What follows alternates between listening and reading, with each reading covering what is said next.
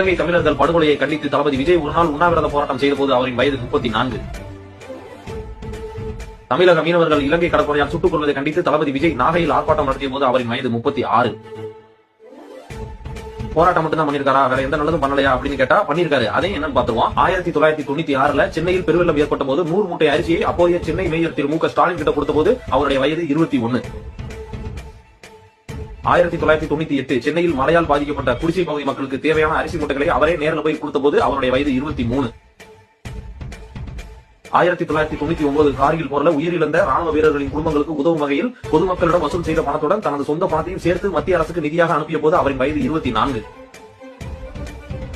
இதெல்லாம் பார்த்துட்டு 250 கோடி ரூபாய் சம்பளம் வாங்கிட்டு அரிசி மூட்டை வாங்கி கொடுக்கறதா ஒரு விஷயமா அப்படின்னு நாட்டாமத்தனம் பண்ணிட்டு சண்டியர் மாதிரி காட்டு முட்டாத்தனமா பேசிட்டு ஒரு குரூப் வருவாங்க. அவங்களுக்கு ஒரு பதில் என்ன அப்படின்னா 250 கோடி ரூபாய் சம்பளம் வாங்குறதுங்கிறது இப்பதான் 1998 எவனும் 250 கோடி ரூபாய் தூக்கி கொடுக்கல.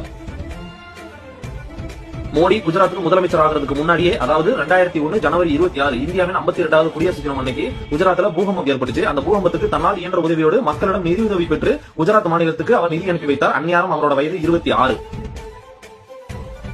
2005 வந்த சுனாமியின் போது இலங்கைக்கு 1 லட்சம் ரூபாயும் 100 மூட்டை அரிசியும், தமிழகத்திற்கு முதலில் 5 லட்சம் ரூபாயும் பிறகு 10 லட்சம் ரூபாயும் ஒட்டுமொத்தமாக சேர்த்து 15 லட்சம் ரூபாயை அன்றைய முதல்வர் ஜெயலலிதாவிடம் கொடுத்திருக்கிறார். அந்நேரம் அவரோட வயது 30.